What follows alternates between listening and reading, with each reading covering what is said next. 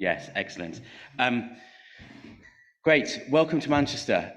It's great to see so many people here today, so many familiar faces, and so many, really good people in the room for the discussions we're going to have over the next couple of days. My name's Dickon Howell, and I'm leading the champion team for ECOWind. And this meeting today is hosted both by the ECOWind programme, but also the Offshore Wind Evidence and Change programme. And we've got Mandy from the Crown Estate here to talk to us a bit about that today, as well as Liv. The next couple of days are all about getting your insights, questions and contributions to shape the success both of this meeting, but also the work that we're going to do over the next 12 months, 2 years, 3 years, 4 years. And we look forward to hearing from all your input. For those of you who aren't directly involved in the ECOWind programme, we are at the forefront of cutting-edge research into the ecological effects of fixed offshore wind. And this initiative, which is funded by OWEC, comprises 4 pivotal projects: ECOWINGS, Pelagio, Accelerate and Bowie, each contributing to our understanding of the intricate dynamics between offshore wind and the environment. In addition to those ECOWind projects, we also will have representatives and will be discussing the latest research and opportunities of 2 OWEC projects as well, Poseidon and Prepared, and we're really fortunate to have representatives of those projects with us today. This meeting over the next 2 days is all about discussion and knowledge sharing, providing a platform for research, government and industry to co-develop working relationships. When I was on the train down yesterday, so I was in Scotland yesterday, I was reflecting back on a meeting that I helped organise 10 years ago when I was still at the MMO, where we were trying to get scientists in the room with people from policy and delivery and try and figure out what those people in policy and delivery need and what those scientists can deliver. I wasn't sure whether it would work back then, and we were sort of overwhelmed with the amount of relevant research and didn't really have the capacity to know what to do with that. And so to be here today, 10 years later, with a clear plan and the commitment of all of you in this room is really, really amazing. Some of the key questions we're going to discuss today are around how do the ongoing and future research projects align with the challenge areas that we're going to hear from our end user community, and where do we identify gaps that warrant our attention? What are the pivotal impact actions that need to unfold over the next 12 months to strengthen relationships, share knowledge and support key initiatives? And we're going to be doing this again next year, so really we need to be focusing on what do we need to do in the next 12 months. And in what ways can the projects, both ECOWind and OWEC, establish a long-term legacy? How do we ensure enduring positive outcomes for both people and nature? There's a lot going on at the moment, both in the research community and the government community, and indeed the industry community, and trying to understand how all those different bits fit together in a very fast-paced environment is a challenge that needs all of our attention. Today's agenda will begin with a keynote from the chair of our programme advisory group, Colin Moffat, followed by exploring the challenge areas faced by the end users of those research outputs in government and industry. We're then going to split into parallel content streams, focusing on ornithological effects, benthic effects, and fish and fisheries effects, and we're using 2 other rooms downstairs for that. I hope you don't get lost when we're trying to find those rooms. There will be opportunities for discussion in each session, and we look forward to identifying gaps and exploring opportunities for collaboration. So we've got lots to cover, so we're going to do our best to stick to time, and you will see at the back there, for those people that are speaking, there is a big board that's already telling me I'm running out of time. In terms of housekeeping, there's going to be a mid-morning and mid-afternoon break with refreshments, and lunch will be at 10 to 1. But you're welcome to step out and take a break whenever you need. Refreshments will be served downstairs where coffee was, in the Keys bar. We'll be live streaming the challenge area presentations this morning. We're live streaming now, and the Zoom will then close while we're in separate content streams before reopening for the closing session at 4:20. Our online delegates can only hear what goes into the microphones, So during discussion sessions, please always wait for the microphone to be handed to you before beginning to speak. And we are recording the event today. Just so you know, this table here, apart from Colin and Mandy, has got HMC colleagues who are here to help, as well as Jack from MWC, from Mindfully Wired, Paul at the back from Mindfully Wired, and Emily and Becky, who are at the back downstairs. Paul saying, "I think they're not in front of you, Paul." And on this table, Henk, Catherine, Georgina, Hayley and Kim are from HMC and will be in your rooms helping to facilitate you. The last thing I'm going to say, because I'm flashed that I got time's up, is that collaboration takes openness and understanding. We're all coming at today from slightly different worlds, and we need to have patience and understanding with each other to help make sure that we can make those worlds integrate as effectively as possible. And with that, I'm going to hand over to the chair of our Programme Advisory Group, Colin Moffat, to give us our keynote and get us G'd up for the day. Cheers, Colin.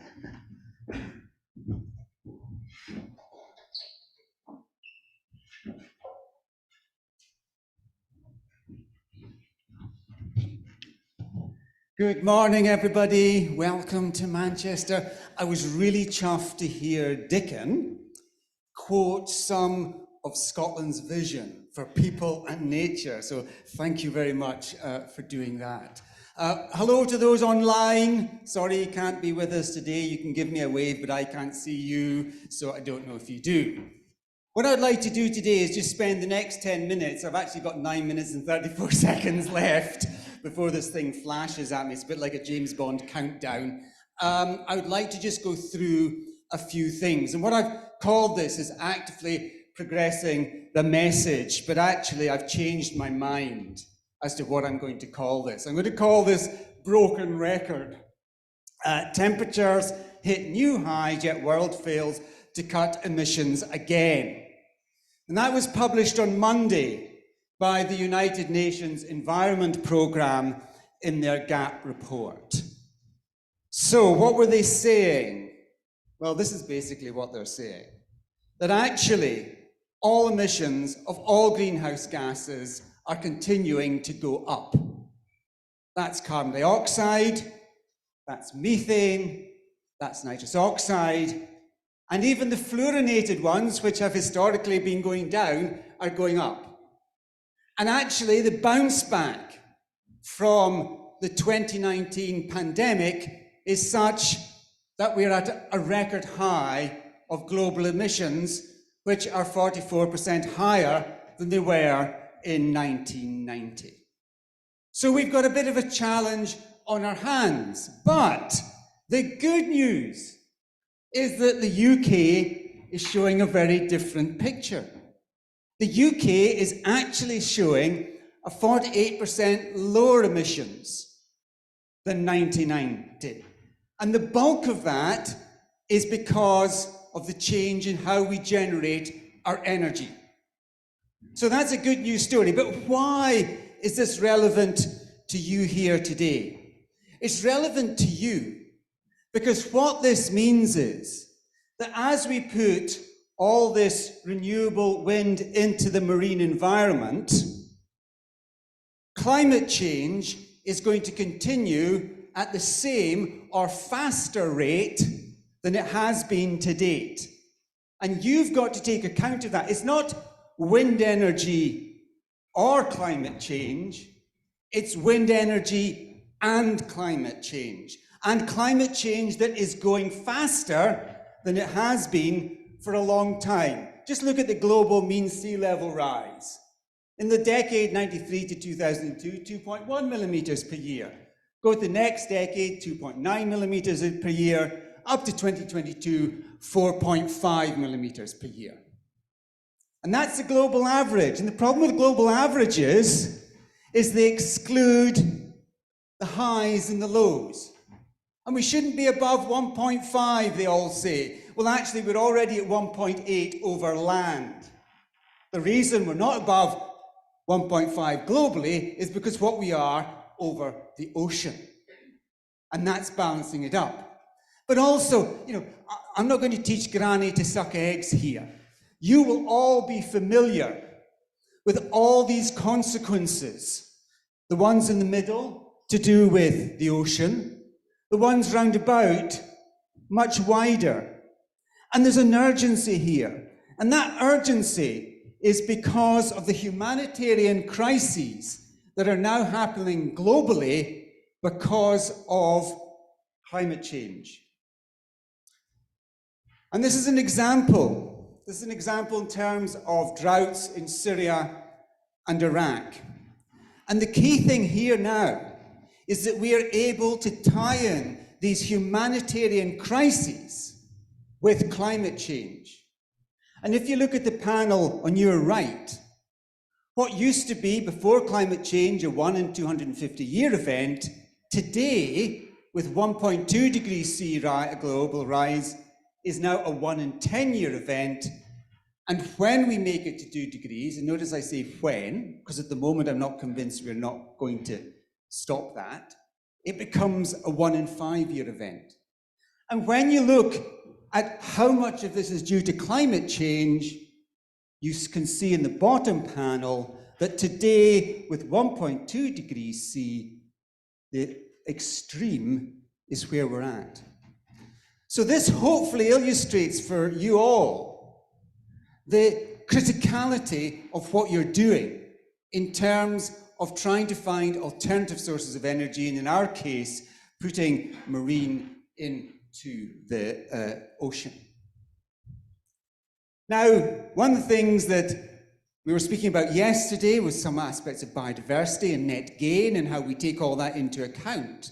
And of course, we've got this double whammy. It's not just climate change that's changing, it's biodiversity that has been impacted as well. Now, of course, biodiversity is not just impacted by climate change, it's impacted by pollution, it's impacted by all sorts of other anthropogenic activities. But climate change is, as you can see on that panel, specifically driving certain changes in the biology of the world.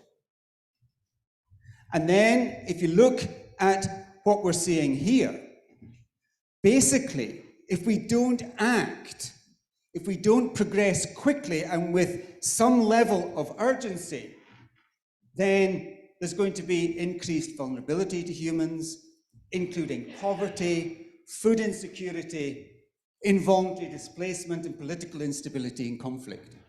And actually, there's a growing literature today suggesting that human migration is going to become a part of our adaptation strategy to climate change. And that is quite stark in terms of what's happening.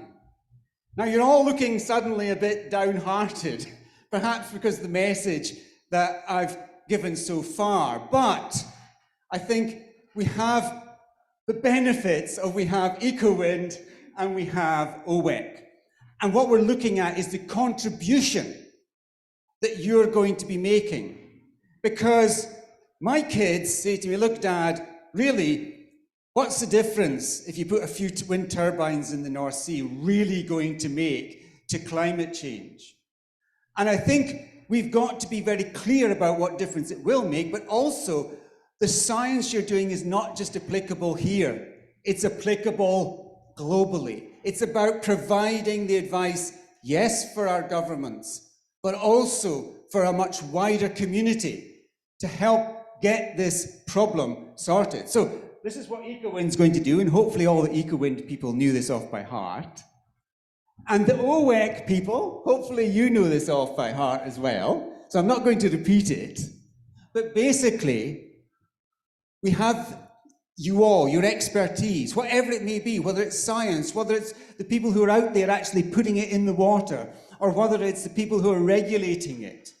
We have this amazing expertise in the room to take things forward. But one of the important things about science is, as we say in the ECOWind little spiel, what about unintended consequences? And I want to give you a wee example of some unintended consequences. Now, we all know that ships give off an awful lot of gunk. And that gunk, in fact, In Scottish Government's case, Scotia gave off most of Scottish Government's emissions, for example. But basically, as a result of what's coming out of ships' funnels, or what was coming out of ships' funnels, you can see there that there's approximately 400,000 premature deaths globally from lung cancer and cardiovascular disease. And there's approximately 40 million child asthma cases, which can be relieved and which are being relieved now because on the 1st of January 2020, we brought in new legislation that reduced the amount of sulfur that's going up the tubes and coming out of these there. So we thought, okay, this is wonderful. But what was the unintended consequence of this? The unintended consequence of this was a global temperature rise of 0.05 degrees centigrade. In fact, equivalent to approximately 2 additional years of emissions. Why? Because the albedo from the sulfate aerosols disappeared, and therefore more energy is reaching the Earth. And therefore, actually, a consequence of this is an increase in climate change and the rate of climate change. Unintended consequence. What are the unintended consequences that you are going to avoid us getting in putting wind into the ocean? That is important. Now, there's a thing there that says time up, but actually, I've only got 2 slides left. We are all, me, everybody in this room is part of the energy transition. We're all part of preventing or limiting what's here. Now notice net electricity demand growth in 2022 was primarily met by renewable sources. In other words, we are being successful in terms of some of what we are doing. OSPAR recently produced their Quality Status Report 2023, and in that, they have said about accelerated wind energy across the OSPAR maritime area. Let's just think about transboundary effects for a minute. What we are doing in the UK, in the North Sea, well, what are the Dutch doing? What are the Belgians doing? What are the Danes doing? How's that going to affect what we're doing? Should it affect what we're doing? I think Paul Thompson yesterday mentioned transboundary effects and getting us to think about them. They also say there's going to be expansion 2030, primarily be fixed turbines, but floating installations has the potential for longer term. Not longer term. Floating is going to happen soon. Probably 2027, 2028, we're going to see massive increases in floating. So in conclusion, this is what I believe is the role of ECOWind and OWEC. First of all, we've got to remember, offshore wind is one of the many uses of the ocean. And you've got to decide where it fits. You're out there obtaining empirical data and turning the data into sound advice, but you're not the only people gathering data. The industry is gathering data. The regulators insisting on certain data be gathered. Let's join it all up like a nice quilt. Let's be working together, which is what Dickon was saying earlier. We want to understand the balance with climate change. We can't be standing up saying putting wind in the ocean is going to stop climate change in the United Kingdom, because it's not. Let us be clear. And by the way, let's call it alternative energy, not clean energy. Remember, carbon dioxide is not dirty. Carbon dioxide has been around since ever. It's just we have increased its concentration in the atmosphere. Methane is not dirty. It's a natural product that we are causing more of it to be in the atmosphere. So let's get our terminology right about alternative energy, not clean, because clean gives a wrong impression. We want to inform the discussions on marine net gain. That will be a hard one. We want to help develop the policy landscape and avoid the rabbit holes. If we can do all that, there will be a significant difference. I'm convinced you can. Thank you very much.